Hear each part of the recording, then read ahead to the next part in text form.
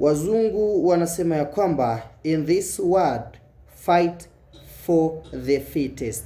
Katika dunia hii pambana kwa ajili ya. Na hichi ndicho ambacho kinafanyika ndani ya Young Africans. Yanga wanafanya usajili kwa ajili ya kuhakikisha kwamba wanaimarisha kikosi chao na timu inakuwa katika uimara, ubora, usanifu na ushindani wa hali ya juu. Wana michezo, karibu tutazame taarifa kubwa kutoka upande wa Young Africans. Taarifa gani hiyo? Ni kusalimu nikiwa na matumaini makubwa ya kwamba mzima wa afya. Ni mwanzoni mwa mwaka kabisa wa 2026, wakati ambao dirisha dogo la usajili tayari limefunguliwa na kuwekwa wazi zaidi, kila mmoja akiwa na nafasi ya kufanya maboresho makubwa zaidi. TFF tayari wameongeza muda wa usajili baada ya kuwa dirisha linafungwa tarehe 15 ya mwezi wa kwanza. Sasa wameongezea siku nyingine 15, na maana dirisha dogo litafungwa mnamo tarehe 30 ya mwezi wa kwanza mwaka 2026.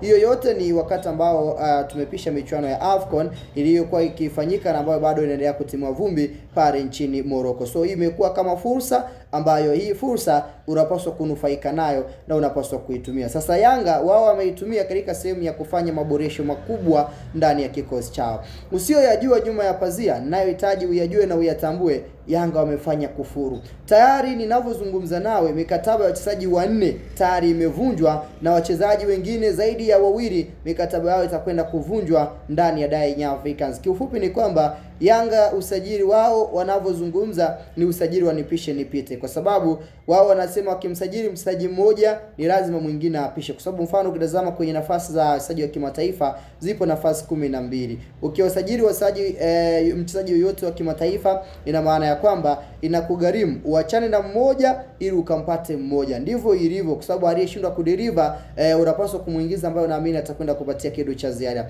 Obviously Yanga wamemtambulisha Emmanuel Mwanengo, mpaka wakati huu tayari pia katambulishwa Mohamed Damaro Kamara, na wachezaji wengine ambao usajili wao umekamilika kina Depu hawajatambulishwa.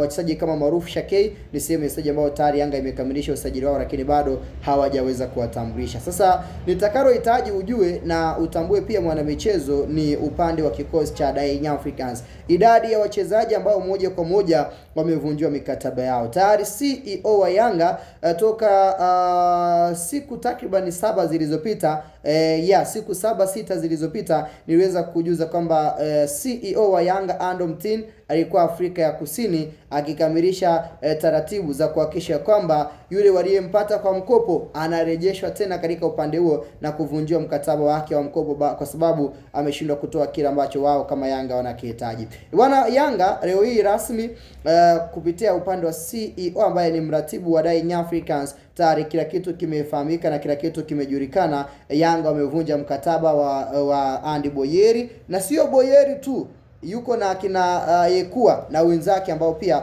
unastahili kuwajua. Yanga imesitisha mikataba ya nyota hao ambao nitaomba nikutajie. Moja ni Andy Boyer. Andy Boyer kasitishiwa mkataba ndani ya Yanga baada ya kushindwa kudeliver na kutoa ambacho Yanga walihitaji. Within miezi 5 tu aliyotumikia Yanga imetosha kuweza kuondoka. Huyu alikuwa na mabao 2 kwenye upande wa ligi kuu ya soka ya Tanzania bara. Dube mwenye bao 1 amebaki, lakini Andy Boyer ambaye kacheza muda kidogo na mabao 2 ndiye ambaye Yanga wamempatia thank you. Out of Andy Boyer, Yanga tayari wameachana na Mohamed Dumbia, na huyu ametolewa kwa mkopo na amejiunga na kikosi cha Singida Black Stars. So upande huo Yanga pia naye wamemchapa thank you Mohamed Dumbia na ameondoka kwa mkopo. Out of that we have Bara Musa Conte.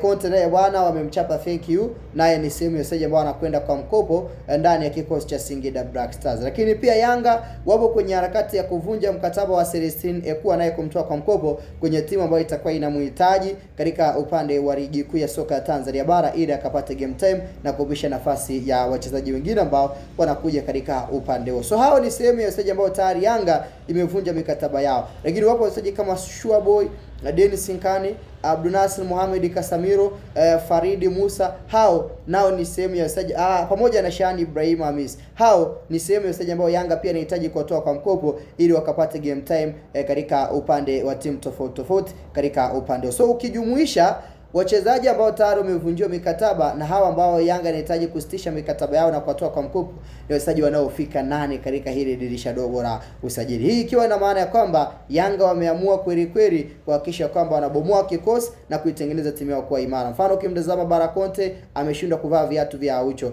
Ukija ukatazama mchezaji kama ukitazama upande wa mchezaji kama Dumbia amecheza zaidi ya mechi 11 kwenye mashindano yote, hana goli hata moja, hana assist hata moja, na huyo anacheza kama nambari 10. Jambo ambalo Yanga wameona ni vyema wakaanza kuachana na wachezaji wa namna hii ambao hawapati chochote wala hawasaidii kwa lolote bara ya usajili wao kukamilika. So hao ndio wachezaji ambao tayari Yanga imethibitisha kuvunja mikataba yao na moja kwa moja itakwenda ku release out, kuiweka wazi zaidi tathmini ya wachezaji wote ambao watakwenda kuondoka. Kikubwa ni kwambia kisha umesubscribe Sky Media iwe sehemu na chimbo lako sahihi ambako utazidi kuzipata taarifa zote kwa kina. Wao wengine ambao bado hawajavunjiwa mikataba, yote kwa yote, wakati ambao kila mmoja mkataba wake utakuwa unafikia ukingoni, basi taarifa utazipata kwa weledi mkubwa uliotukuka. So kikubwa hakikisha umesubscribe. Tukutane wakati mwingine. Bye bye.